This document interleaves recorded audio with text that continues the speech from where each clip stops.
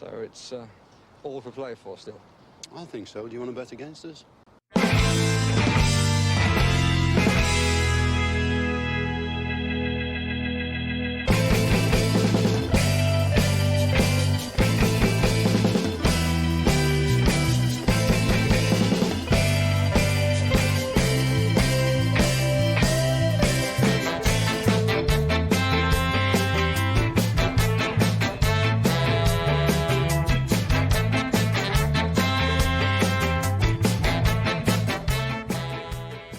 Hi, villains, and welcome to For the Love of Paul McGrath podcast. Neil and Paddy back again after that Leicester game where Brendan Rodgers extended his winning streak away in Villa Park against Aston Villa again.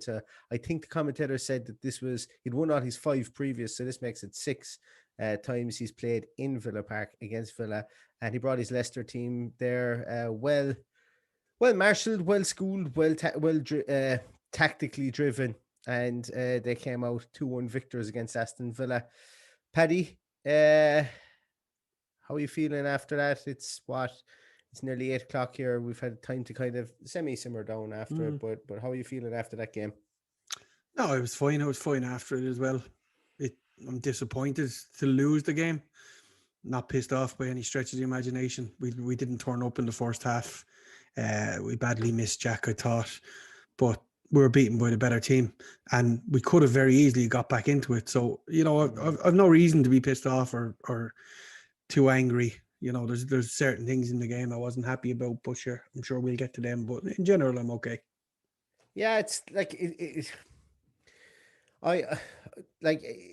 a sign of this team and where we've gone to this year, whereby we're pissed off that we don't beat Leicester.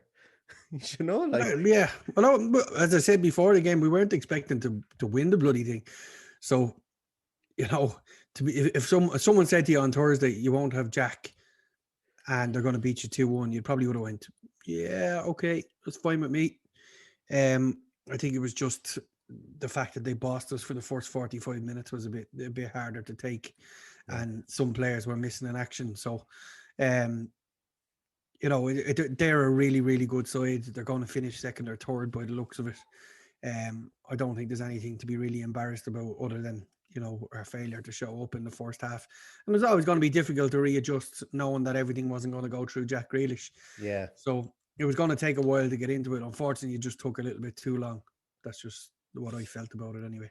I thought the commentators made a great point as well about Brendan Rodgers, that after last year when they were second in the league and they looked to be challenging Liverpool, their title challenge completely hit a brick wall, and they dropped out of the top 4. Yeah. And that they have a point to prove to themselves this year that they can actually be in the top 4 and that they can run with Wolves, I suppose, really. Yeah. Not with Wolves, but you know what I mean? Like, it's run with the Foxes, I think is actually the proper term. Yeah. And they really do. They really have that to prove to themselves. And they seem to be going about it. They will stick it out, I think. I think they made a point of saying that they've won every game and won well, other than today in the aftermath of their European games. So we probably did much better than others have fared out. Now, going back to your first comment about Brendan Rodgers beating us in every game, they conveniently forgot that we beat them in the Cup semi-final. In the Cup semi-final, yeah. I think they did say a Premier League game. I think they did probably, yeah. But I remember hearing it at the time going, the way you're kind of just half listening to the drivel that they come out with, but it was just like, did we not win the semi-final? Anyway. Yeah, it's but look, it's one of those things that we do. I don't know whether every team has this, but we seem to have a lot more people who've got winning streaks or scoring streaks, or we're their favorite team to score against. We seem to do have those more than most other teams, and I made that point as well today. I was speaking to a Leicester fan, and I spoke about Jamie Vardy and Iheanacho and stuff like that. And we nullified Jamie Vardy today. I think the weekend or the weekday took a bit out of him, but Tyrone Mings I thought was very good in him today. He was excellent. Yeah, I think even a 60% fit Jamie Vardy is going to give you lots of problems. So he marshalled him well. I think he only got in at one stage. He ended up taking too much of a heavy touch, and it brought him onto the end line near enough. Yeah. But I thought Tyrone Mings did a great job. I listened to the match with no background noise today because it was on Sky, so all you could hear was Tyrone's booming voice, and he's without a doubt a leader on the pitch. So commentators alluded to that as well. They said that himself and Conor Cody are definitely the two loudest players that they've come across in this COVID Premier League situation. Which is good in itself, I suppose. The fact that there's been a marshalling and leadership going on there, and I thought Tyrone Mings did pretty well today. We might as well talk about. We'll come to it in a moment. But I suppose we'll go in chronological order. Obviously, they've been swirling around on Twitter and on other social media that Jack Grealish was going to be out. You'd seen everything from had his leg amputated to manicure gone wrong all over the internet. He didn't start. I think it probably became pretty apparent, the lead up to the game that he wasn't going to start as more and more rumors started swirling on Twitter, but he didn't start. And Dean Smith has said after the game that he might be there for Leeds, might be there for Sheffield United. He was very coy and very kind of, be honest with you, he seemed to be pissed off about the leak, which I think I would be as well, because look, we can all sit here and say that Aston Villa, we've made strides as a team, but look, fuck it, we've got a talisman, and there's no shame in that, saying that I'm not going to say we're a one-man team, but we're fucking heavily predicated on Jack Grealish, and that's okay. I don't mind that. It's not an awful thing to say about our team. No, I don't think everyone believed the league either, let alone Brendan Rodgers, because Brendan Rodgers played 2 right backs starting the game again. So we couldn't. The league obviously wasn't that strong that there were so many people doubting what they were hearing. I had heard it Friday early on. I wasn't sure.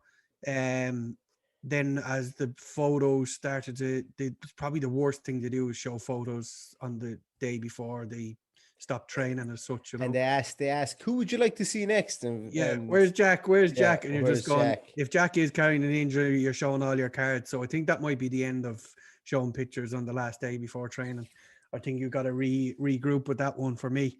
But look, it didn't have an effect with Rodgers' team sheet. He played the second right full, as I say, albeit he played him a bit further on. But there's no doubt they were set up to doubly mark up on Jack when he got the ball.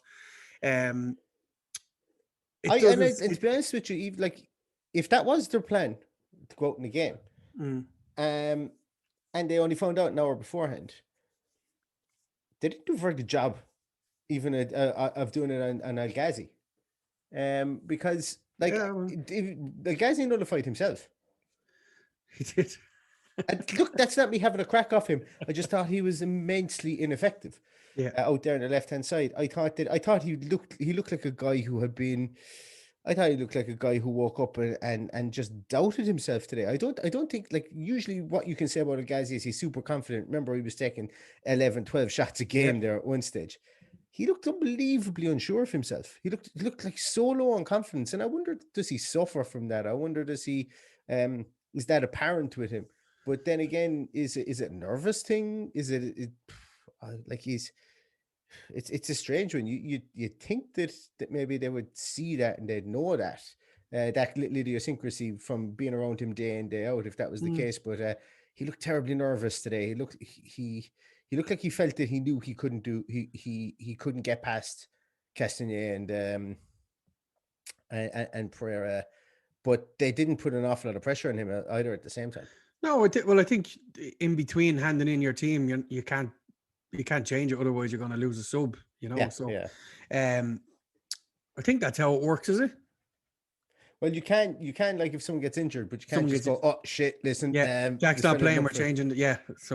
It would have ruled out whoever he had picked there as well, so they would have had to say, it would have looked particularly bad because everybody knew what they were trying to do. But it's we'll probably get on to El Ghazi being in. Well, there's not much more to say. He was ineffective as it was, but to me it seems like it's an impact injury, because they're not. He obviously trained Friday and it was probably too late to get the scan done, so the scan is probably there for tomorrow just to see how bad it is. So they may not, although you would think a professional outfit like that could have done the scan over the weekend, and maybe they couldn't if there was inflammation on it. So They could be a bit swollen or whatever. Yeah, and So- you never know like what the situation is with COVID and stuff Yeah. like that. The fact that like I don't know, do they have an X-ray machine in Bodymore? I would be very surprised if they did. But maybe it might be something worth investing in. Who knows? Like Yeah. we've got Wes Edens. I know that a lot of US sports teams will have X-ray facilities in their stadia, or at least in their In their their training grounds. facility. Yeah, look, I'm not saying that Aston Villa should go in and purchase an X-ray machine. I've no fucking idea what the hell the story is. Maybe an X-ray machine isn't even the right thing. I wouldn't be one bit surprised if there is one there. Yeah, why You know, not? Like, I don't know how much they cost, but I would imagine that is probably the case. But if there's inflammation and swelling or whatever around, and he was very vague, it was a leg injury, you know, so that covers everything from the groin down to a big shin, toe. thigh. Yeah, he Yeah. did say that. He goes, could be a shin, could be a thigh. I thought he was a bit. He was biting his tongue, I think, an awful lot when he was talking about it, and rightly so, because there's no point having a big blow up, because then not only does it look like, well, he doesn't know what to do without Jack Grealish. It also looks like he's a sour loser. So I thought he handled it pretty well. I think like he said that he's going to find out where the leak came from. I wouldn't like to be the person. He did seem pretty bullish about that. I didn't see that bit. Was that on Sky, was it? No, Ashley Priest had it in Birmingham Mail interview with him afterwards. Yeah, Right. it was a transcript. And I wonder, will players be told, fuck your fantasy football team, you know, because there was 3 or 4 of them transferred him out on Friday night. So like little things like that, you know, you're either all in, including Matt Target. So it was quite obvious. Connor Horan did it as well, and there was somebody else. I think I read a couple of people did it as well. Yeah, there was a couple of coaches or backroom staff, and then there was Conor Horahan and there was Matt Target, I think, transferred them out. So yeah. I didn't realize you could look at somebody's fantasy team like that, but anyway, that could be a lot of shite as well. But yeah, absolutely, it could be. Paddy, I was just looking up Dundee and adverts there. There's no X-ray machines going, so I can't tell you what price they are, unfortunately. But if there's any medical reps out there, they'll be able to tell us the going rate for an X-ray machine. We might do a whip around and see if we can get one for Bodymore Heat if there isn't one there already. So I suppose going with the first goal, Paddy. God, I'm here and I'm trying to think what was the first goal even like. It was Madison's goal. Talk to me about the first goal. Something that we haven't seen happen to Aston Villa at all this year, even in the games against Leeds and Southampton, where we were comfortably beaten. This goal was very alien to Aston Villa. Talk me through what your view of this one was. Well, I suppose the most alien part is that Elmo stood off the player. We just haven't been doing that all along. That was my initial thoughts on it. The amount of rubbish I've read afterwards blaming Emi Martinez for it was, it's gone. Like, let's face it, it was a good finish. He struck it well. Martinez did well to get anything on it at all, and it's a fine line. Another finger in that fingertip, and it's probably come back off the post and into Martinez's hands, and we wouldn't be talking about it now as it is. But look, it was a good goal. Initially I thought the defense stood off him too easy and allowed him to get the ball to. Was there a pass to Madison in the first place? I think Harvey Barnes slayed it off to Madison. Yeah, it was. What I was annoyed with was the fact that Elmo stood off Harvey Barnes. You just can't give them that amount of time. If they get the ball anywhere around the box, they can just punish you. They have the firepower there to do it. It's not something we have, although Bertie has done it on occasion. He's a second top scorer, I think, isn't he? Bertie, is he now? Yeah, maybe after Jack, maybe he might be our third. Yeah. So look, that was just my opinion on it. I thought I immediately pointed at Elmo and went, sorry, you should have got a bit tighter there. I thought in general his defensive play was a bit off the pace. I'm not going to go gung ho into him because his match practice is down. We need to give him a bit of leeway on it. It is what it is. We had an injury last week and he had to get up to speed to be able to play today. And he lasted the 90 minutes. Being honest, I wouldn't like to see him playing there against Leeds. I think Leeds would slaughter them. I think they'd see it as a weakness and they'll exploit it.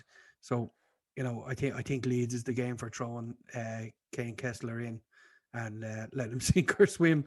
But look, I think it's the case now. He's going to push Chukwuemeka and Kessler into the squad. Let's see what they can do, because we haven't even got to talk about Ross Barkley yet, which I'm sure we will.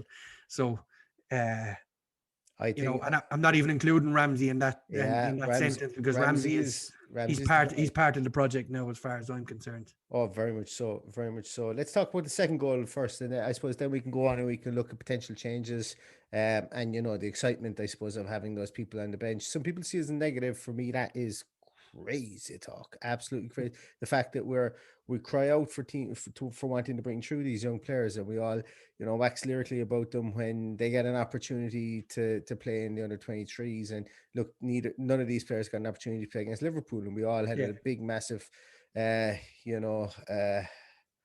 I nearly said something awful there, but I won't say. We had a big love it over our kids over the Liverpool game, which was rightly so, and absolutely they played fantastically. But these three guys are a step above.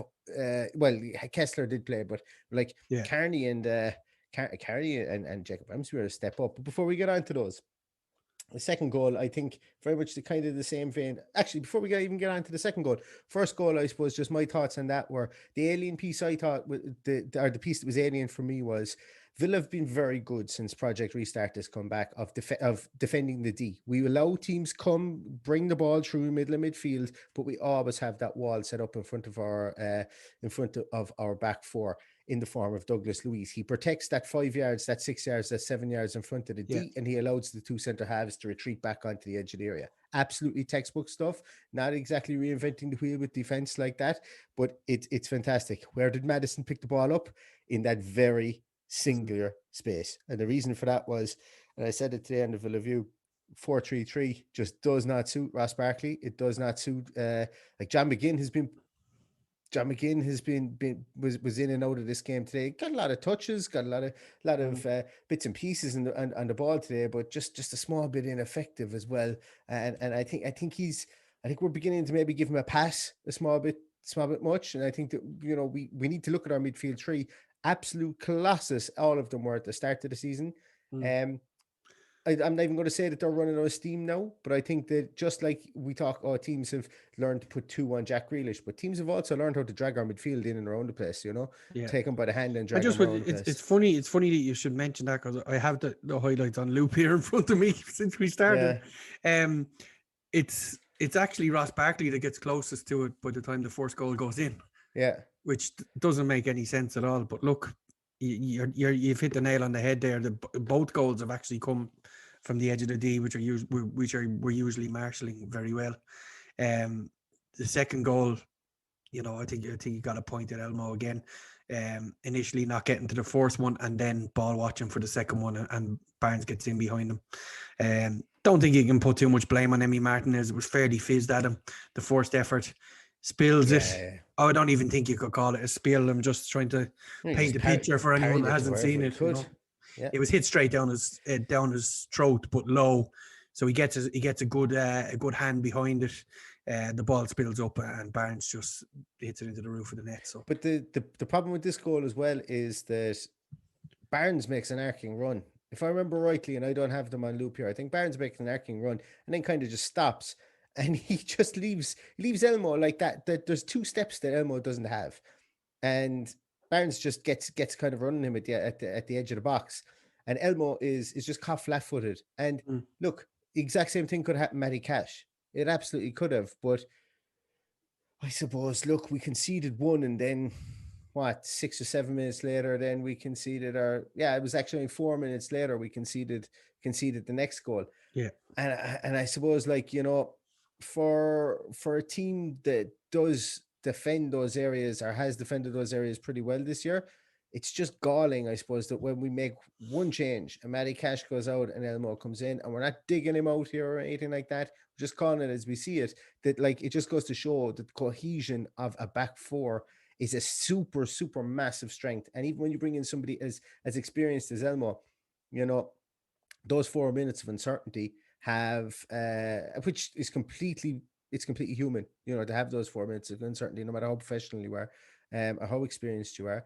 They capitalized on them. They smelled blood in the water and they went for it. And that second goal specifically, once the first shot goes in and Barnes gets those 2 steps on Elmo, there's just no recovery from that. The area that he had to run into was too short and it was too small. And when the ball just ricocheted back to him, and look, it is what it is, I suppose, after that. But yeah, once again, midfield nowhere to be found for that goal too. And that I think is the lamentation of the whole day.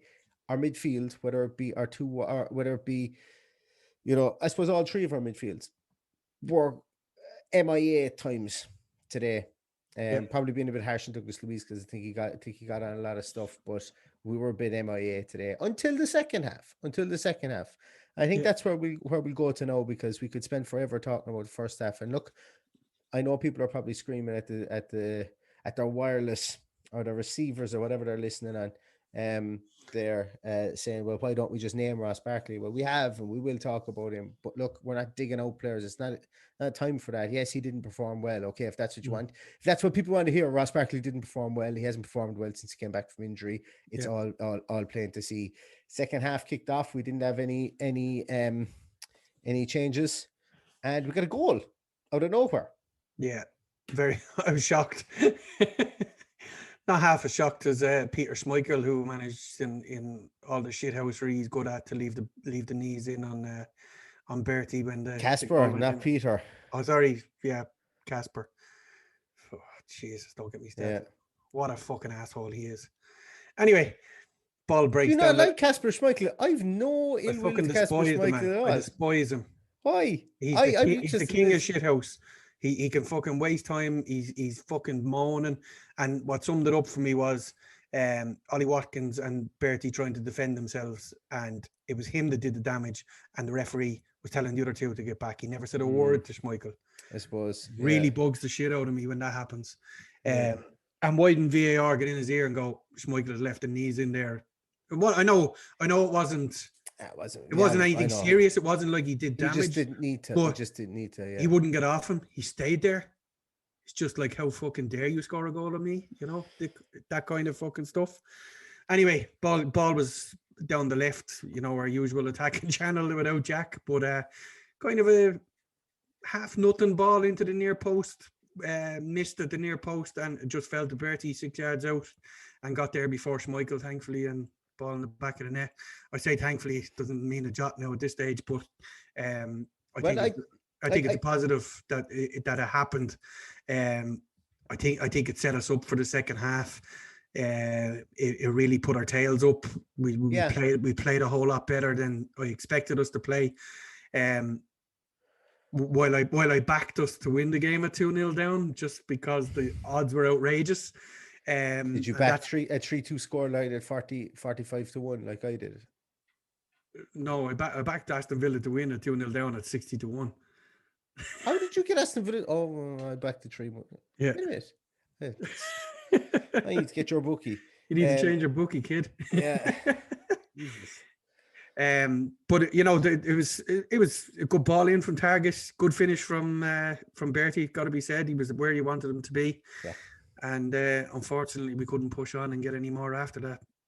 Not for the want of trying, to be fair. Not for the want of trying. And I suppose what we'll do is we'll fast forward, because that goal, it was what it was. Like, it caught everybody by surprise. But we get to the I suppose the main talking point. I suppose the thing that everybody's going to talk about is substitutions were made, and they made a difference. First substitution was Trezeguet comes on for a very ineffective Anwar El Ghazi, as we said. Yeah. Big fan of Trezeguet, fan of what he does. My big problem with this is that, and I've said it a couple of times before, is Trezeguet isn't going to change the game for you. Trezeguet is the guy that you start and you get him to run himself into the ground and you take him off. Now, speaking out of the other side of my mouth this small bit here, he did well enough on the left-hand side, although, he's very much, he much prefers playing on the right-hand side, I think. On the left-hand side, he was fine. you know, he was fine when he came on, got into the box a couple of times, and actually he made a couple of runs across the defenders. There was one ball that came into him, he was offside, and he kind of fluffed his shot at Kasper Schmeichel. It was a glorious chance if he was onside. But I like Trezeguet. I think that we need to see Trezeguet in the team if Jack isn't going to be there. I just don't know whether we see him on the left-hand side. I think he's way better on the right, but then what do you do with Traore, who played pretty well today? Well, you play him on the left, don't you? It just begs belief. We got a left-footed player. Play him on the left. Try and even it out a little bit. I know, obviously, the object of the game is to cut inside and hit it with your left, and that's why he's on the right hand side. Play him up front. Play Watkins over there. Watkins is playing goal. There's plenty we can do. There is plenty we can do. But I know you're going to get to the big issue, which was the next substitution. And that's what has everybody. And it's not. Look, I don't give a shit about the fact that he walked behind the goals. He took off all his boots and everything. I don't care about that. That's all fluff. It's all bullshit. Everybody else can talk about that. That'll be dealt with afterwards. I deal with Ross Barkley. Ross Barkley's play is the discussion point. I'm not even going to entertain any discussion about the taking 5 minutes to get back to the dugout. Doesn't matter a shit because he can't affect the team from there. But it does matter. It doesn't. It doesn't. And look, I'm not even going to talk about it. I think it's just complete and utter fluff. You don't like. For me, he's not starting the next day. And it's not because. And that's the issue here. That's the big issue, is the attitude. But it was a show of petulance what he did. Now we're not going to go into it, obviously. But if I was the manager, I wouldn't be entertaining him next Saturday. He wouldn't be part of my plans. We sat here when Conor Horan walked behind the goals and Villa scored and he didn't celebrate and he was like a dog.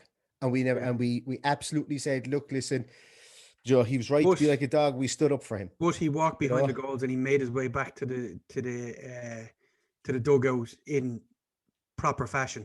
You don't sit behind the goal and take off your fucking socks, for fuck's sake, like, and your shin pads. It's wrong. He shouldn't have done it. He just 2 weeks ago kicked the water bottles when he come off the pitch, and we gave him the benefit of the doubt. What he did today was wrong. I don't care about kicking the water bottles either. I couldn't care. You didn't. I couldn't care less.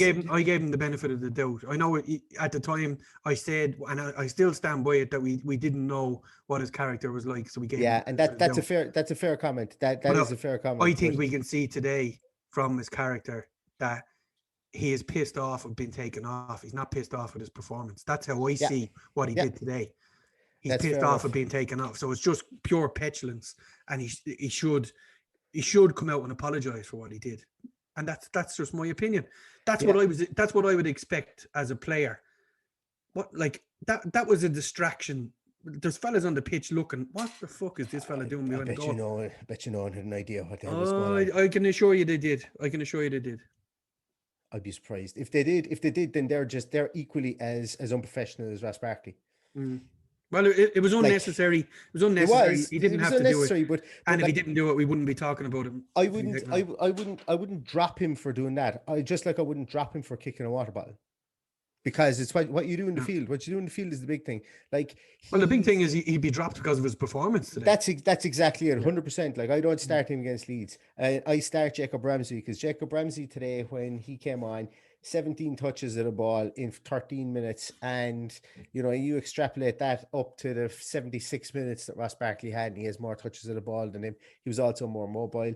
He got about the field a bit better, spread the ball around. He showed up in the left, he showed up in the right, he showed up through the middle. The mobility is what's killing Ross Barkley.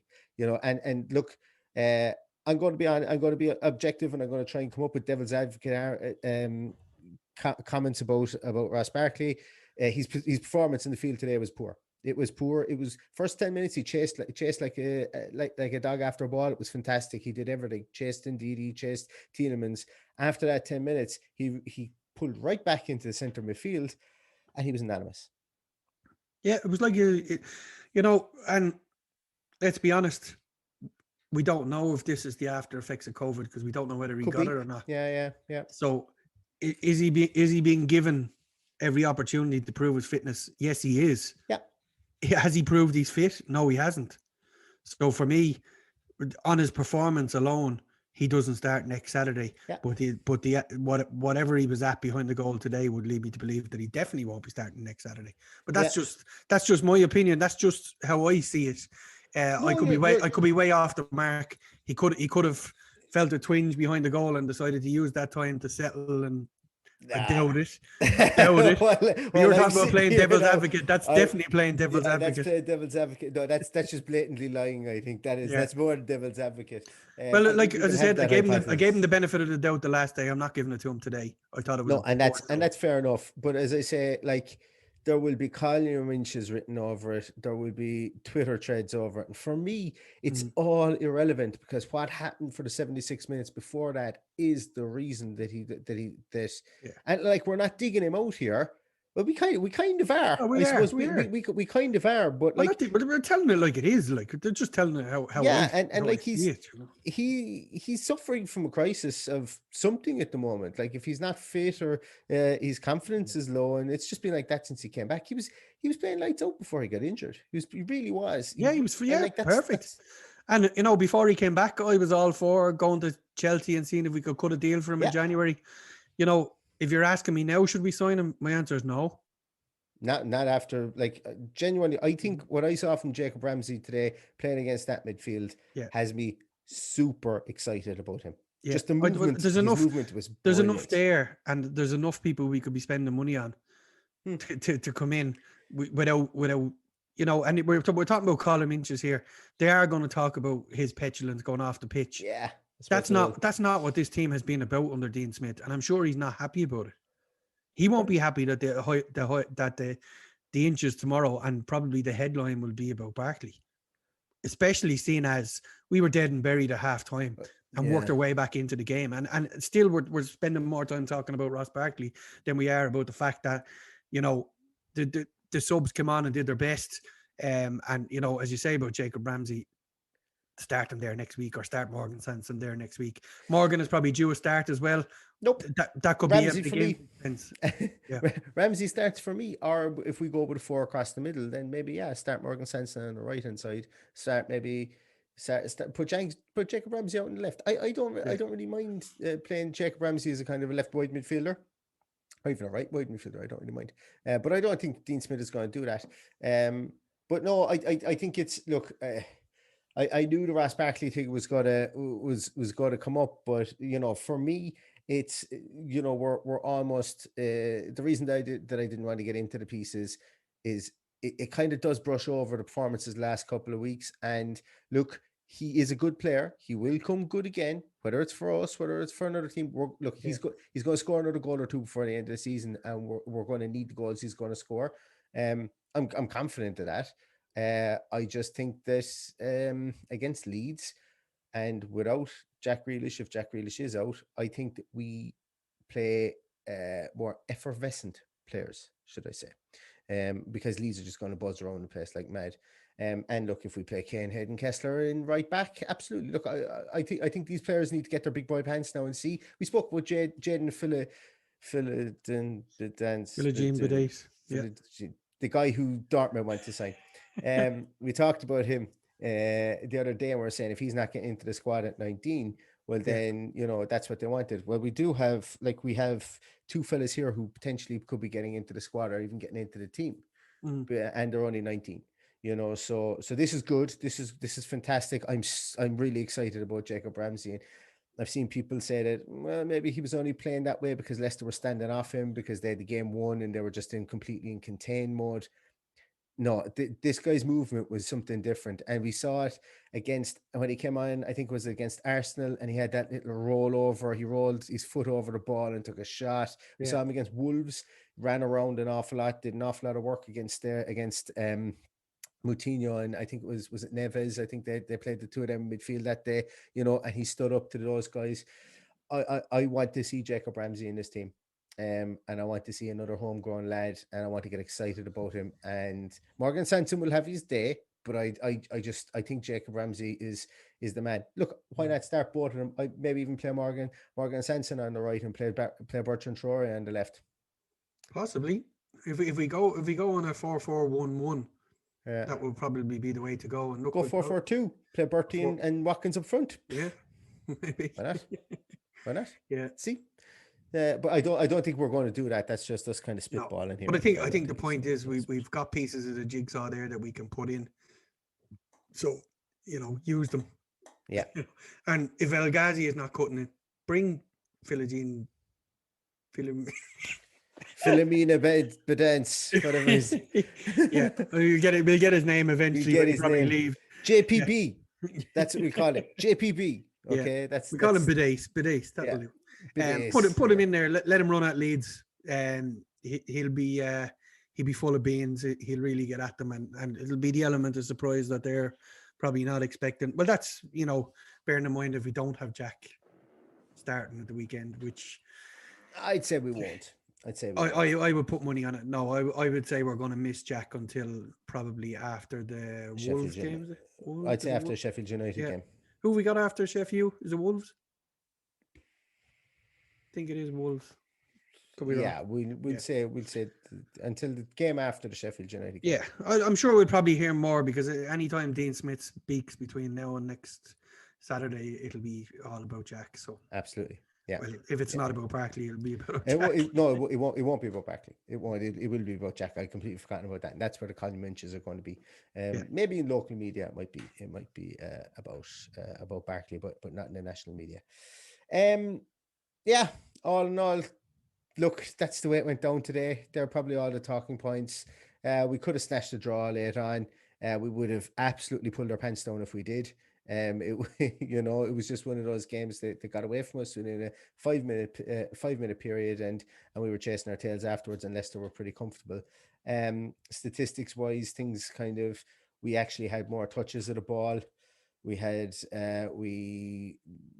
roughly around the same amount of passes. We had they shot more, and look, shots win games, especially when they hit back at the net. And that was a problem. We didn't get into the positions to shoot correctly. Like McGinn had 3 shots today. I think all of them were ones from outside the box that were like hitting hopes, half volleys and stuff like that. So it just didn't work from that point of view.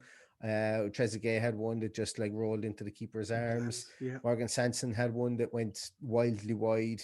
Mings had a header that went wide. Kanza, I think, had a header that he looked like he was going to flick it out, trying to flick it back to the back post. Kind of hit him in the back, didn't it? Yeah, hit him in the back. Luis had a shot that went wide. The Mings one, I suppose, was the biggest one because that could have very easily nestled in the far corner. Probably a bit unlucky, didn't get more on. Let's drive everyone mad, Paddy, and say Courtney Howes would have scored it. No, actually, where is Courtney Howes? There's a question I want. If there are any beat reporters that are out there that will be in press conferences, I want to know where Courtney Howes is because I miss him. He's my boy. I miss him dearly. But anyway, look, we're going to leave it there at that. We're going to leave the game at that. We're beaten 2-1 by a better team, a team that are pushing. They're going to be Champions League material. They're probably the form team after Manchester City. I don't think there's any reason to be too disheartened about it. Not at all. No. I think our second half performance shows us that we're still there. We're still fighting even without Jack. So we just got to regroup now and get ourselves right for next weekend. Absolutely. And for the management team to sort out what way he wants to go and set up. I think the biggest disappointing part today was the players that we wanted to step up didn't step up. Yeah. And people are annoyed about that. And I'm going to say probably rightly so. And you're entitled to be. Rightly so. Exactly. Guys, I don't envisage we'll see El Ghazi next week. It definitely not starting anyway. That's just my opinion. I don't think we'll see him. I don't think we'll see Barkley and I think we might see Sanson and we might see Jacob Ramsey. We might see a bit of a change up in formation. See what the story is. Maybe just a change up in personnel. It's going to be a completely different game as well against Leeds. Yeah, it's going to be way more open. You're not going to get any amount of time on the ball, regardless of what the score is. It's just Bielsa ball from start to finish. So I'm sure we'll come back and talk about it during the week, but I would envisage there's going to be changes, and they will.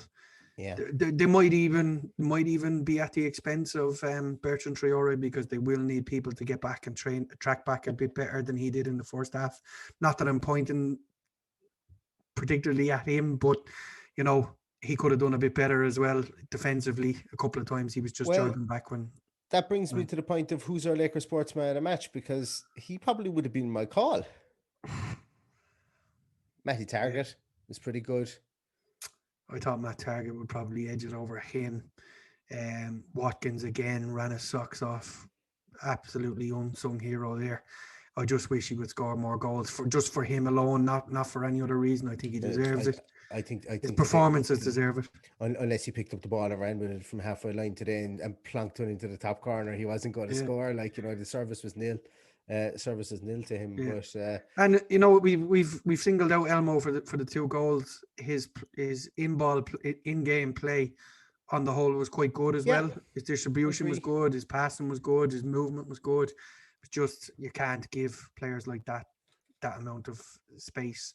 But look, I'm sure there's probably others that don't blame him for it. There's just high octane game you're thrown in there, and but we're just trying to call it the best we see it.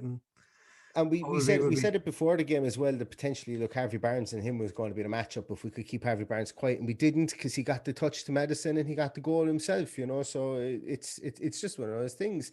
Like I said it there, Father Time is undefeated. Players get old, and when you get older and you're playing against somebody who's at the peak of their powers, you're going to have maybe, like, you can't have those missteps. And look, they capitalized on him. And there'll be days when we play against teams and we capitalize on them. God, we did it against Liverpool. We capitalized on every misstep. Yeah. Against Arsenal twice, we capitalized on every misstep. Against Leicester, the last time, we capitalized on the one misstep that they had, and Barkley stuck it in the bottom corner. So, look, as I say, it's one of those things. We had no right to go out and beat Leicester today. We had a right to go out and be competitive. Probably weren't as competitive as we'd like for maybe 10 minutes in the first half, and we conceded 2 goals. We're a bit more competitive in the second half, and look, it is what it is. Would be nicer to have better performances from certain players, but that's the way the cookie crumbles, I suppose. We'll give Matt Targett, our Lakers sportsman, a match, and I think that's well deserved. He didn't look like he was out of breath at any stage, and he had a lot of work to do. And I think he had about, if I'm not mistaken, I think he had nearly coming up on 100 touches of the ball. 95 touches of the ball. He had the most touches by far of any player on the field, by absolute country mile. He had 25 more touches than the next. He had 25 more touches of the ball than the Leicester player who had the most touches of the ball.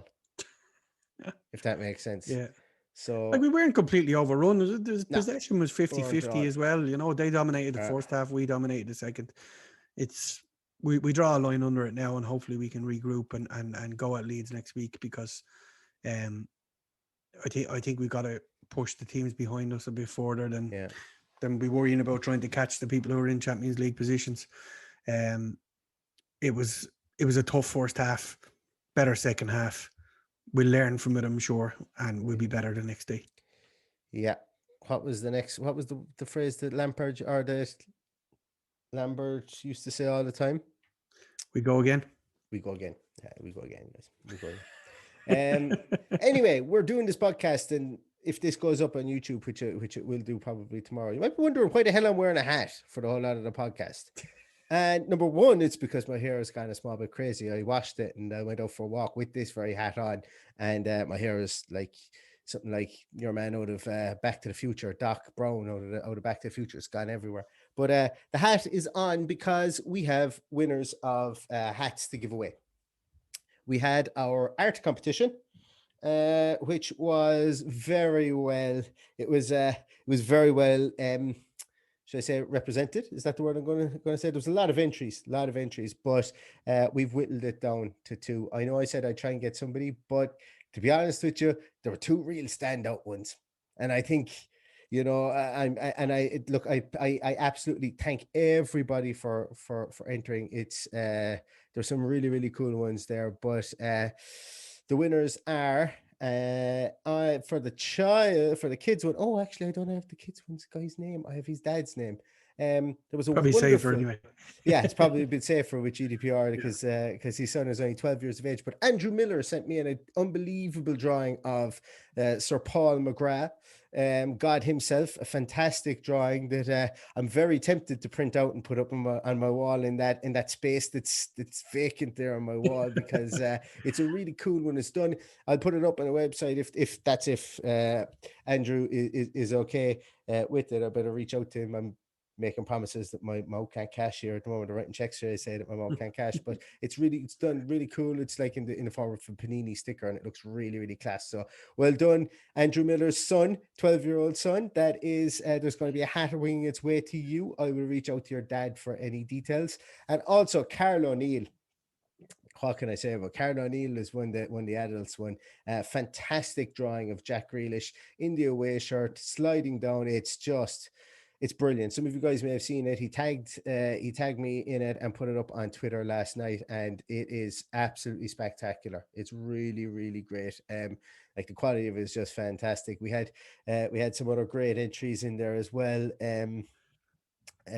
For the adults one, but Carl, your entry was fantastic, and fair play to you for doing that. It must have taken ages to do, but it's fantastic as well, and there's going to be a happening in its way to you. I'll reach out to you for your contact details as well, but thank you so much to everybody who entered. It's a bit of crack, over half term.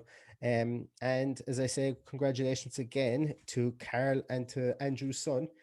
The hats are yours, and they're on their way to you as well. Excellent. So that's going to do it for us today. We've waffled on an awful lot. We nearly fell out and everything on the podcast over Ross Barkley, which is something that never happens. But we're still smiling at the end. And as I say, what does Lambert say again? We go again. We go again, and onwards towards Leeds next weekend. Good thing. Hope none of you got caught up by the time change today again. I'm still having a great laugh at that 5 minutes, the 5-minute announcement. But yeah, look, it wasn't to be our day today. Last 2-1 to Leicester. Always going to be a hard game without Jack Grealish, but as I say, we go again, and we'll be back to you guys with a preview show later on in the week. And all that's left to say is follow Paddy at Villa Paddy. Follow the podcast here on at Love McGrath, and up the Villa. Up the Villa.